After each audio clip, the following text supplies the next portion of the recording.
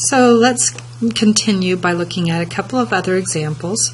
And so in this one, we are going to evaluate the heat transfer, that's Q, and the entropy generated, so S sub gen, okay, to evaporate phase change, propane, we have data for that, in a piston cylinder assembly. So a piston cylinder is like a tube with a piston that moves up and down, changing the volume of the material trapped inside the piston. The initial state is saturated liquid at 1 megapascal. So my two pieces of information, pressure and saturated liquid. So that's important information. The process is quasi-equilibrium, meaning I can apply all my rules, and ends when the fluid is a saturated vapor. Okay? So, first, what type of system is this? So again, it's a piston cylinder. So I have some material trapped and the piston moves up and down, changing the volume. This is a closed system. And so for a closed system, the available forms of the energy and second law are going to be shown here. Remember, for a closed system, it's U that goes into the equation.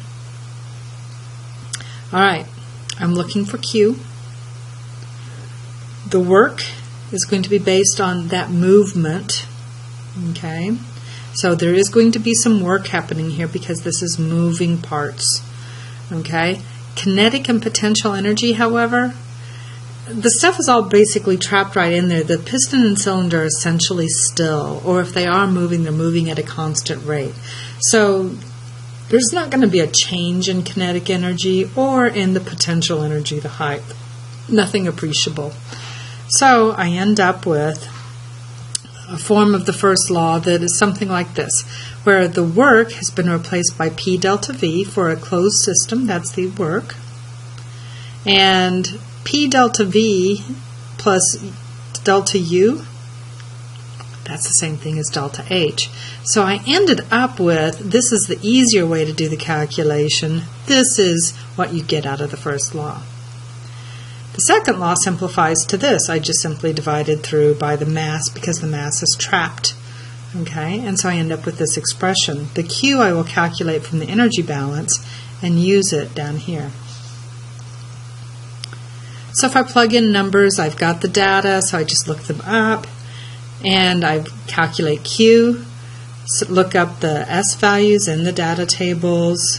The heat transfer happens at 1 megapascal when it's saturated. So I look up T saturation at 1 megapascal. So that's 27 degrees. Turn that into Kelvin, because remember you always use absolute temperature, and I end up with S generated of negative 0.001 kilojoules per kilogram Kelvin. Now I've said that S generated has to be positive. It cannot be negative.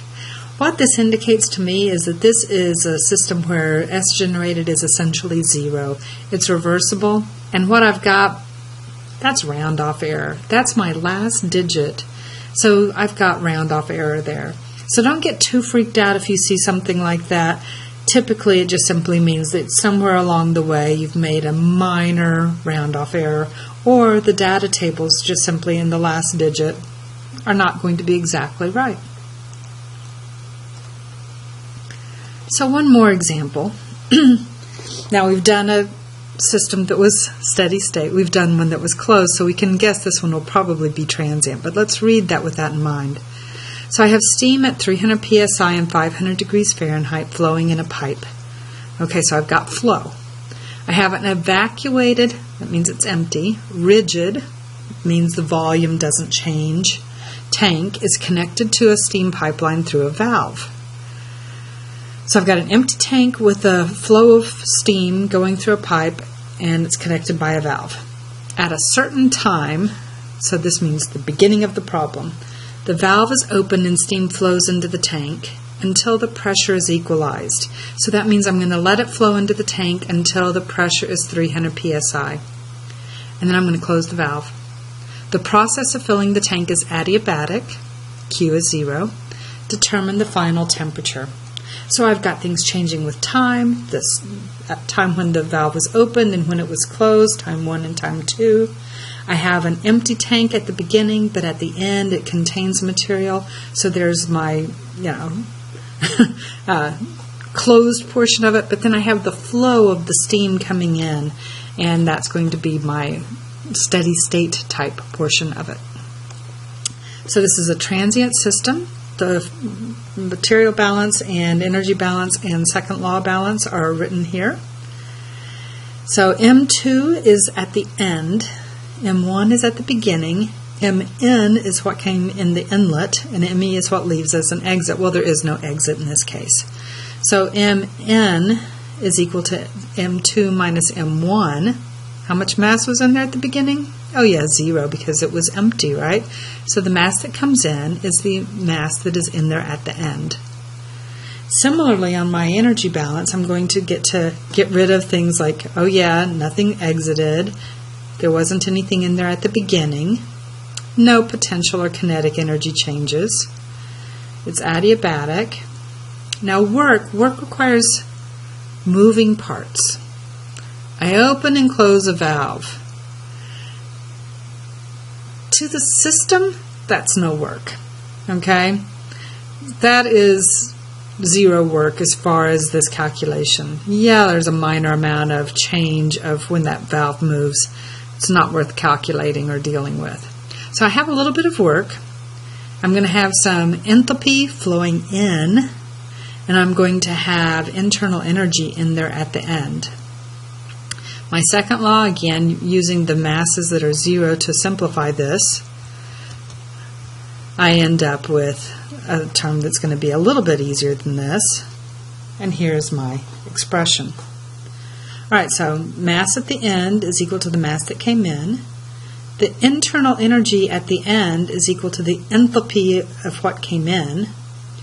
And the entropy change between the final state and the inlet is equal to the entropy generated.